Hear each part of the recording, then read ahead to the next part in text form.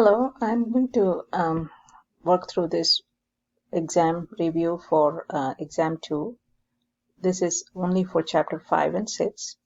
The questions are already solved, but I'm going to run through the way of figuring out the answers for each of these.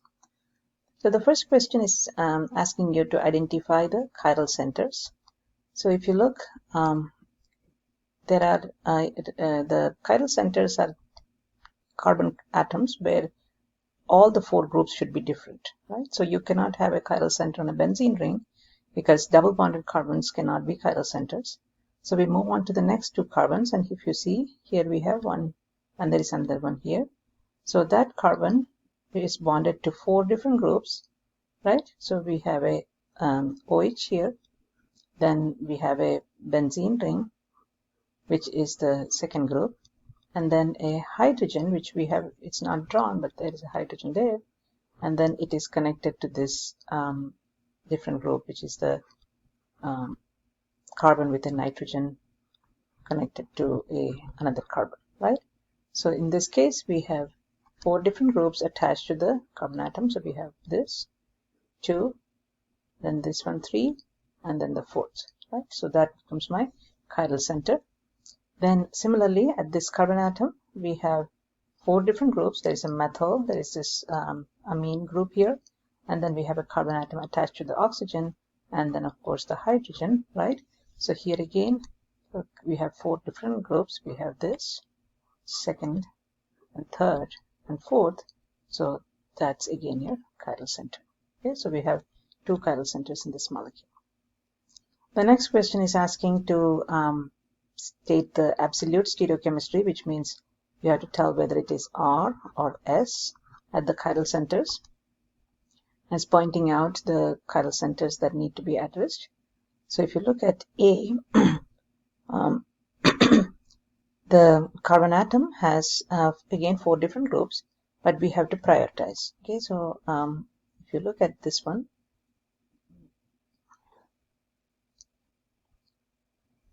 we have a OH group, a hydrogen, and a carbon attached to a nitrogen, and then a carbon attached to two carbon atoms. So priority wise, definitely OH is number 1. Then the carbon connected to nitrogen becomes number 2. And then the carbon connected to two other carbons, which is a benzene ring, that's number 3. And hydrogen is number 4. Okay. So if you look, we are going, hydrogen is already at the back, so we are going 1 to 2 to 3 in a clockwise direction. So this compound should be our stereochemistry.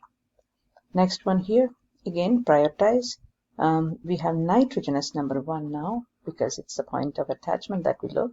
Then we have the carboxylic acid 2, and then we have the methyl group, and then this is the hydrogen.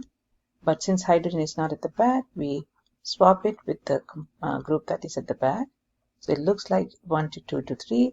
It looks R, but is actually S. Okay. That is the stereochemistry of this one. Then the next one, we have C.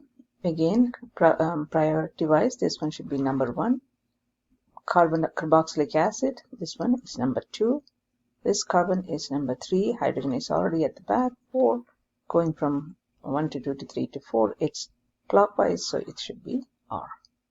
Then here we have two other groups here, and similarly, putting the priority, we have both come out to be S. Now let's look at the D chiral center.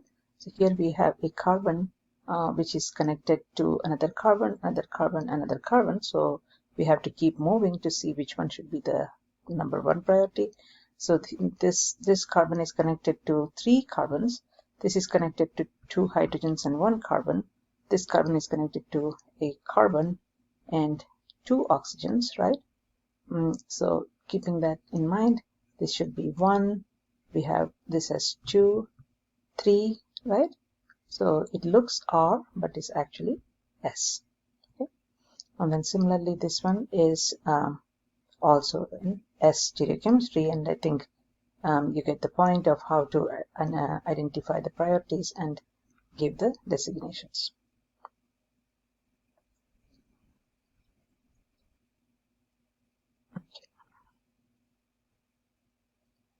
The next question is asking to put again the same thing, identify chiral centers and put the identify them as R or S, and same thing, this will come out to be S and this comes out to be R based on the priorities. Next one is asking, draw a wedged and dashed projection of 2R3S dibromobutane, and this is first of all, the easiest way is to draw the correct structure of the molecule, like a skeletal structure. So dibromo means at the second carbon atom you have a Br, and at the third carbon atom you again have a Br, right? But this is not representing the stereochemistry, so we have to draw it in a wedged and dashed projection. The first one should be an R, right? So you can draw it anyway, as long as the chiral center looks like an R. So here, if you keep the Br pointing up, and the carbon with the Br is my number 2, and this is 3, and this is hydrogen. I leave it at 4, at pointing at the back. Then this is going to be an R stereochemistry, right? This is going to be an R stereochemistry. We can draw either way, okay? And then similarly, this one, if you look, the Br is can be put at the back here, right? And then we have the hydrogen in the front. So we have 1, 2, 3 looks R, but since it is not in the back, we swap it, so it will be S. So this will be R and this will be S. So you can draw it any way you would like to, as long as they look R or S. So either one of these structures are correct. Number 4 is asking about, it's a kind of a multiple choice question. It's asking that if you have a product whose optical rotation is plus 40.3, then this information indicates that the natural product is racemic. We cannot know that because for a racemic compound, it has to be an equal amount of the plus and minus enantiomers. Then does not rotate plane polarized light. That is incorrect because it does. That's why we get this value. Is levorotatory. Levorotatory will be minus 40.3, and this is dextrorotatory. So D is the correct answer. Dextrorotatory means it rotates the plane polarized light to the right. Okay, next question is number 5, which is asking the relationship between the pairs. And again, to address this, you have to do the chiral, you have to identify the chiral centers first, okay, and then give them the designations. If they have exactly the same stereochemistry, then they will be identical. So for example, this one is carboxylic acid, OH, CH3 and H. So priority wise, this is number 1, this is 2, this is 3, and hydrogen is 4. Hydrogen is already at the back, so we are going from 1 to 2 to 3, so this is R. And then if you look at this one, OH is again 1, this is 2, 3, and then 4, right? It looks S, but we swap it like this, and then it becomes R then, right? So both of them are R, so it is identical. Now this one, it's easy to identify because first of all, it has got 2 chiral centers, and then the chirality is reversed only at one of them, right? That is the definition for diastereomers, that first of all, you should have more than one chiral center, and then chirality should be reversed only in some of the chiral centers and not at all of them, right?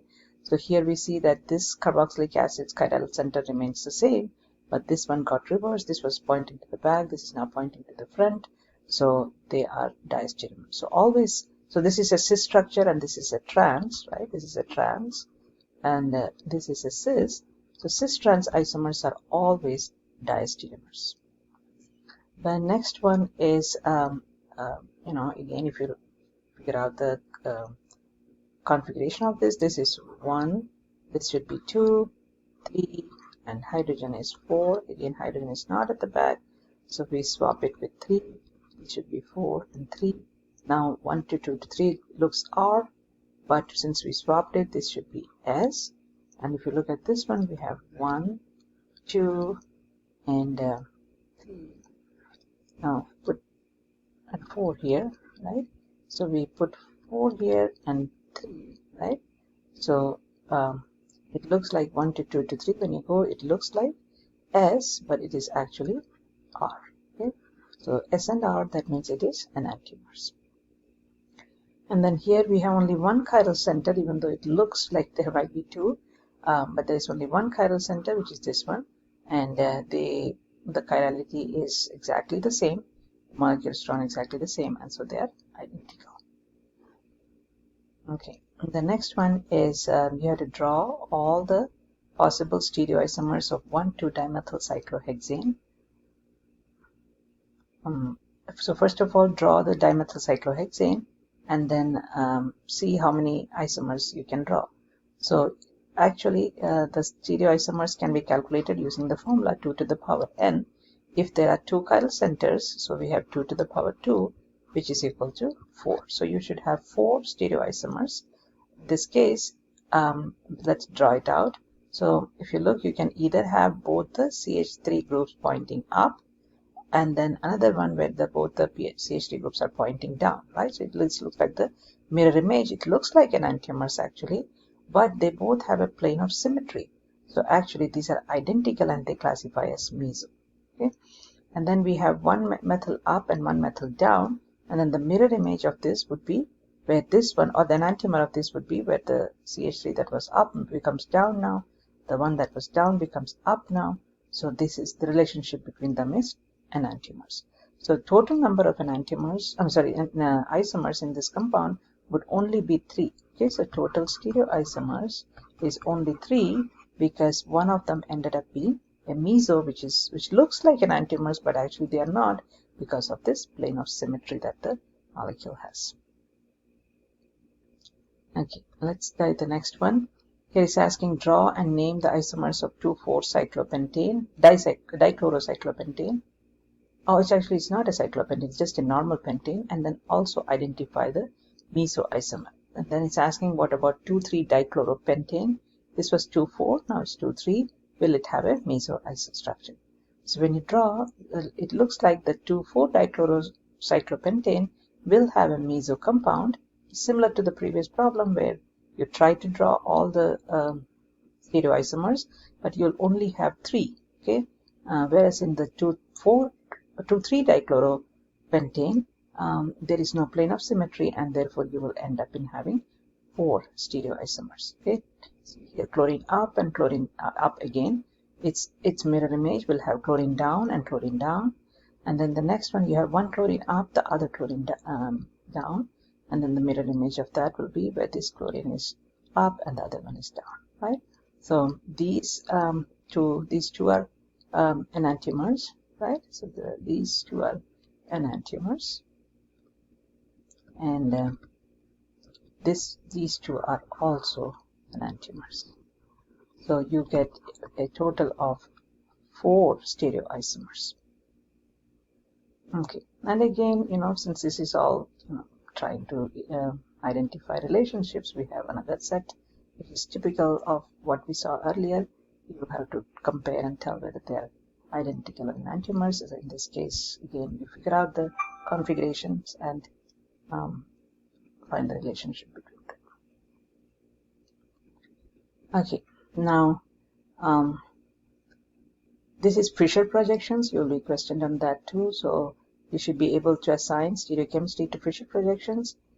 In this case, we have carbon atom with 4 different groups, and we had studied that if the lowest priority is on the horizontal bond, then you have to switch your answer after doing the priorities. Okay, so for example, this one here, the priority, this one is number 1, this is 2, and this is 3. It looks R, right?